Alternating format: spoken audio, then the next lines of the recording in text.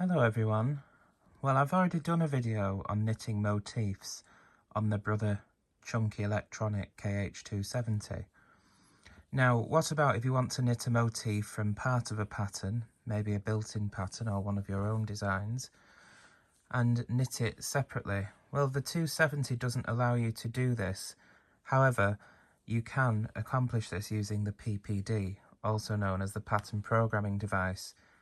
And this is a 60 stitch wide design, and I've taken a fire engine from that design using the PPD and made it its own design so I can knit it separately using the 270 machine. And as you can see, I've reversed it on the second one here. So I've done a motif of it here, a single motif, knitted a few rows, and then I've done it again but flipped it using the variation keys on the 270. But this is quite useful because the 270 doesn't allow you to knit parts of patterns. The first thing you'll do is select the pattern that you want to use as a single motif from a larger design. It can be from the 270 chunky pattern book that the machine comes with, like in this case on pattern number 46. Say you just wanted to knit the car but not the rest of the design. So you turn to the graphs at the back of the book and find out the coordinates that the car is on. So you'll need to know that it starts on row 9, finishes on row 26, and it starts on stitch 3 and finishes on stitch 20 of the chart.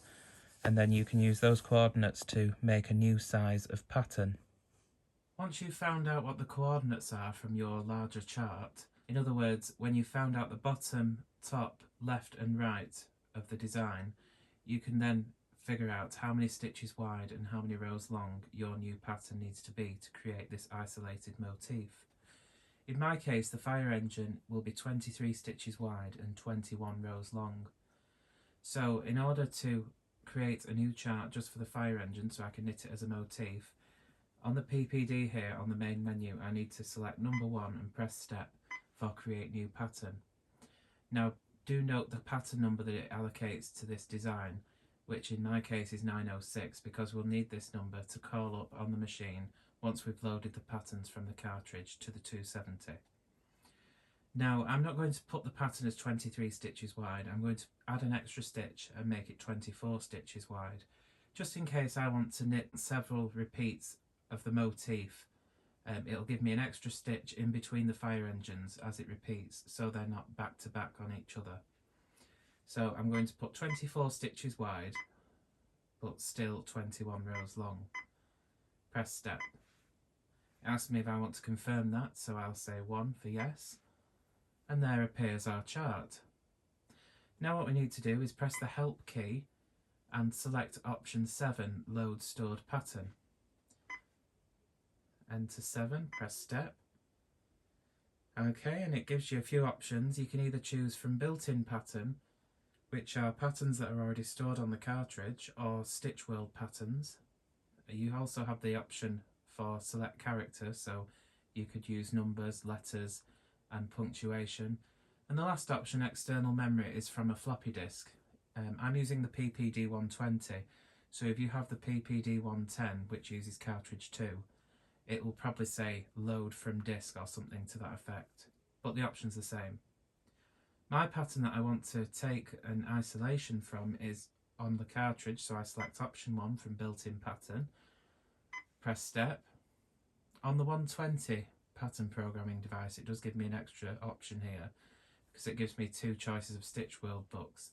You can either have Stitch World 1, which is the 555 pattern book, which are the patterns loaded to the 930, 940, 950, 950i, 965 and 965i. But if you have the 120, you do have the choice of the 270 chunky pattern book, so that's just an extra choice for you. Again, I want from the cartridge, so I select created pattern, which is option 1. Press step. The pattern number that I want to take a section of the design from on my cartridge is 901. Press step, and you can see that chart appears. This is the overall repeat pattern. So I'm going to use the arrow keys to move this 90-degree right angled box, and I'm going to go get the fire engine over here. I'm going to line up the vertical line of this box. You see that white line there that's moving? I'm going to line it up with the very left edge of the fire engine, and the horizontal line I'm going to line up with the very first row of the fire engine, and that sets the corner, the left corner. Once it's framed, press step, and the cursor appears as a little white outline box, you can see there. And then I use the arrow keys to highlight or frame the full width of that design I want to isolate, and then use the up arrow to set the rows inside that rectangle there. So everything inside that white rectangle is the pattern data that we're going to transfer, so you can see everything you're going to get. Once it's framed, press step, and with your cursor, which is the flashing white box on the bottom left hand corner of the screen, with that on the bottom left of the chart, so row 1, stitch 1, press step, and there you can see the fire engine loads onto that new chart there, and that will be my motif. So it asks you if you want to confirm that or if you want to delete it, perhaps if you've done it wrong, but that looks good to me, so I press 1 for yes and it saves it. Now with the PPD doing isolating patterns this way, you do have the advantage of being able to delete any pattern data around it that's not connected to the motif.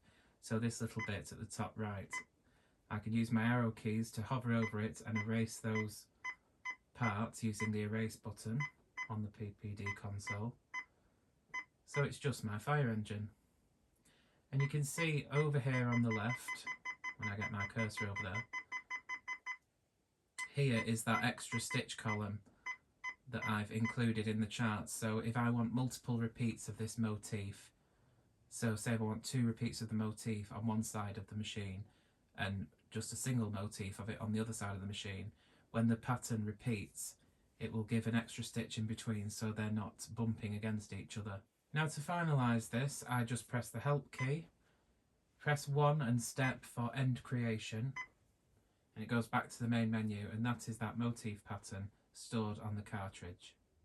Now do be aware that whenever you load patterns from a cartridge into the memory of your machine, that any patterns stored in the memory of the machine will be deleted, and the patterns that are on the cartridge will be loaded to the machine.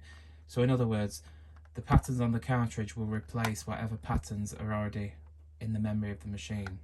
So make sure you're prepared to do this before loading patterns from a cartridge. There's a little flap in between the row counter and the console. We need to lift this up and insert the cartridge with the writing on the cartridge facing us. Note that the machine has to be off when you insert the cartridge. Line it up and push it in till it clicks. Turn the machine on and press the load key in the cartridge section. Then press the execute button. The load light will flash and the machine will beep when it's loaded the designs. The number in the display disappears. The number 1, by the way, is the track number on the cartridge that the patterns are loading from. Turn the machine off, and then you can safely remove the cartridge and close that flap. Now for motif knitting on brother machines, you have to cancel end needle selection.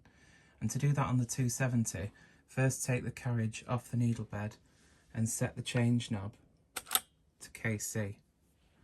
Turn the carriage over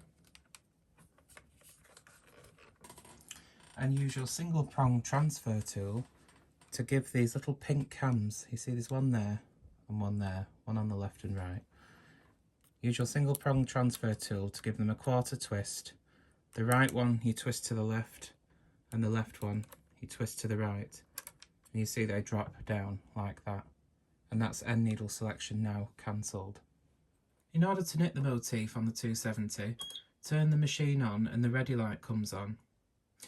Now, the 270 machine has two modes. You have Selector 1 and Selector 2.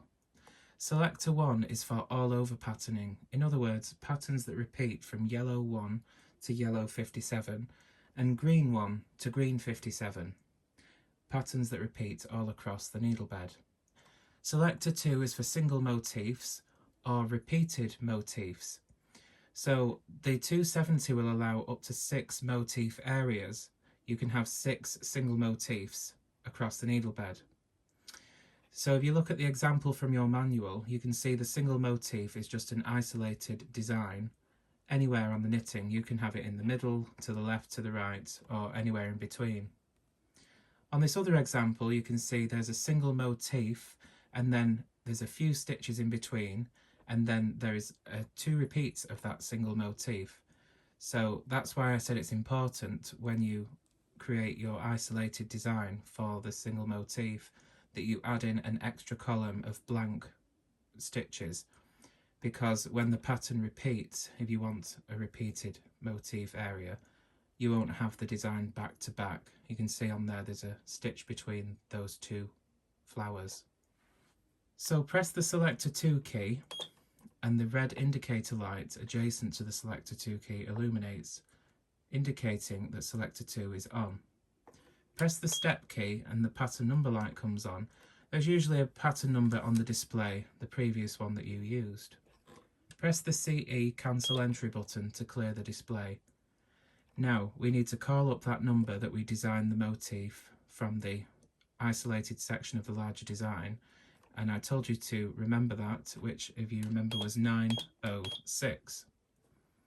Press the Step key and the quantity light comes on, and there's also a number 1 in the memo display. The machine is asking how many repeats of this motif do we want for our first motif area. Well, I only want 1 fire engine, so I enter 1 repeat, 1 fire engine, press Step. The position light comes on and the yellow light above the display comes on, and there's a number on the display. The machine is allocating a first needle position of yellow 12. So it's centered it because this pattern is 24 stitches wide and it's going to repeat from yellow 12 to green 12. If I disagreed with that, I could press the CE key and the yellow and green lights flash, the display goes blank, and I can change the needle position so I can move the motif wherever I want it. For example, green 25. I press the green button and the green light above the display illuminates, and I can enter 25. But I'll leave it where it is, so I'll press the CE key, press it again, and the lights flash again above the display, and I'll leave it back at yellow 12. Press Step, the quantity light comes on again and a number 2 appears on the memo display, asking you how many repeats do you want for your second motif area. Well, as I said, I only want a single motif, so I simply put 0 and press Step. And the ready light comes on, and we're now ready to knit. Now what you want to do is prepare 2 ends at least 12 inches long, depending on how many rows the motif has. The longer the motif, the longer your strands of yarn need to be. But we need to prepare 2 ends of main colour yarn. And because the 270 is a chunky machine that uses typically double knit to chunky, this is Aran, so this really is too thick for a wrapping yarn. That's what we use this yarn for, is wrapping the edges of the motif so that it doesn't have holes at the edges where the yarn turns around and goes back. So what we want to do is take a strand of the main colour yarn and we want to separate it. I've just took a small piece here so I can get it in frame. And separate the plies, and if you do it carefully, it shouldn't tangle up too much. And you want 2 of these single plies from this heavier Aran weight yarn. This would be the same for chunky. You might get away with it with double knit, but Aran and chunky you definitely want to separate. So there you go, we can see that we've got a single ply from this main colour yarn now. So I've cast on 40 stitches and knitted several rows and ended with the carriage on the left. You don't have to end on the left, it just so happens I have. You can start your motif or motifs on either the left or the right side of the bed. So what I'm going to do is take the carriage outside the turn mark at the left end of the machine because my carriage is on the left. I'm going to set the carriage to KC and then knit one row across to select my needles.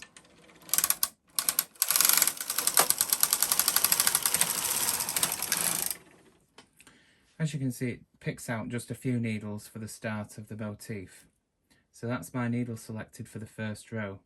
Now I need to press in my MC multicolour button and add in my second colour and knit back. And you can see it puts in the colour for the first row. At this point we can add a clip to the loose end that's just been joined in for the contrast. And now we need to start wrapping. Take your single ends of yarn that you've just prepared and put a clip on the end. It'll stay. There we go. Nope. Dodgy one this, I think. There we are. And we need to hang that single ply of yarn there onto the first needle that's next to the selected needle on the carriage side. We only have to wrap on the carriage side. So bring that needle forward just slightly, not so much that it goes behind the latch, just so we can access the hook. Hang that end of yarn over that needle and push it back, keeping hold of this end here, because otherwise the weight of the clip will make it drop to the floor. And knit back across. We do the same on the other side. The first needle next to the last selected needle on the carriage side. Bring the needle forward slightly, hook that single ply of yarn into the hook of that needle and push it back to B position. Keep hold of that end and then knit back. Okay, and now we can continue to wrap again, always at the needle that's next to the last selected needle on the carriage side. And we do this on every row until we've finished the motif.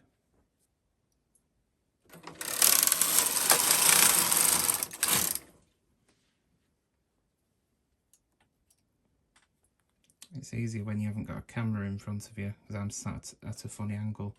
Or should I say I'm sitting at a funny angle. After a few rows you can move those clips onto the ends of yarn that you're wrapping. Hang them near the bottom so they don't get in your way.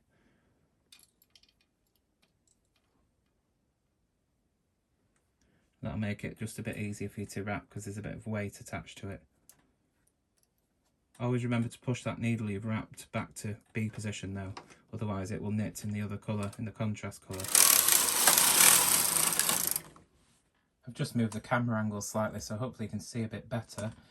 There's my needle that I need to wrap. That's the last selected needle on the carriage side. So I bring that needle forward and wrap that yarn, that single ply yarn, and knit across the other side. I do the same thing over here. The last needle that's selected, I bring the B position needle adjacent to it on the carriage side and wrap that yarn. Just do a little E-wrap and push it back to B and continue knitting.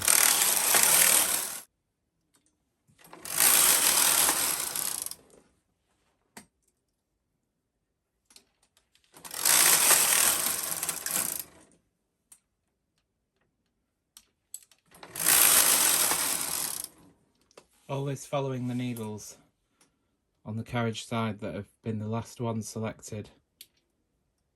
So you may find your wrapping yarn moves around a little bit.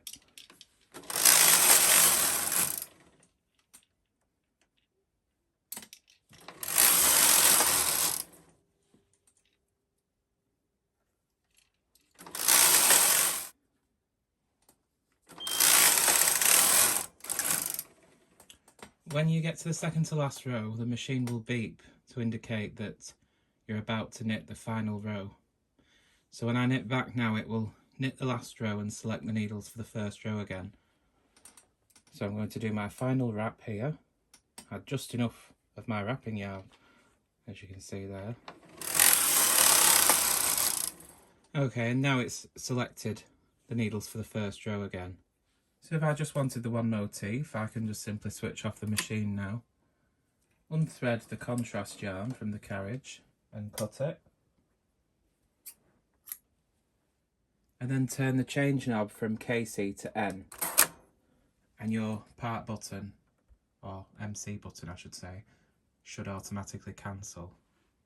Now we can leave these needles that's selected after finishing knitting the last row of the motif, because all patterning is cancelled on the carriage, so it'll just continue to knit plain. I'll knit a few rows.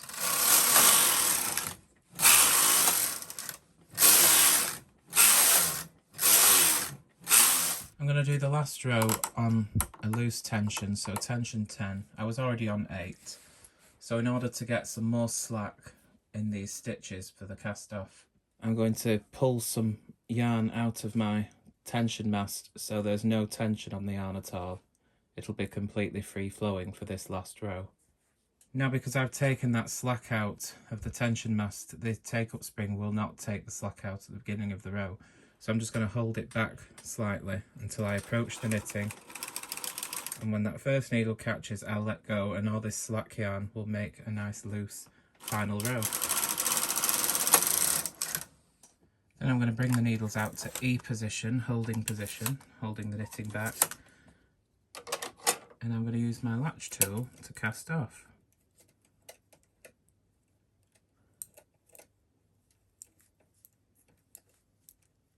It's just a simple cast off this. So I'll show you the sample when I've finished casting off all these stitches. And there we are, there is our single motif of the fire engine. You can see, because we've wrapped, we've got nice crisp lines all around the edges of the motifs. If I'd have just knitted back and forth, there would be ladders or holes forming around where the red and white meet, around the edges. And that's what the wrapping does, it keeps the edges nice and neat where the colours connect. And you can see if we look at the back, you can just see the wrap stitches, similar to Intarsia, but of course you still have the floats with it being a variation of Fair Isle. And these wrap stitches, much like in Intarsia, you can hide your ends on those. And if the floats are a little bit long, you can put some iron-on interfacing or something on the back. But there we go. There's the single motif. And if we compare it now to the overall chart of the larger design, you can see where the pattern came from. Of course, the colours are reversed here. The red is the background on the motif one, and the white is the background on the overall pattern. We can see there's our motif from the larger design. So that is how you knit parts of patterns on the 270 via using the PPD to isolate it for you. Hope you found this video useful, and thank you very much for watching.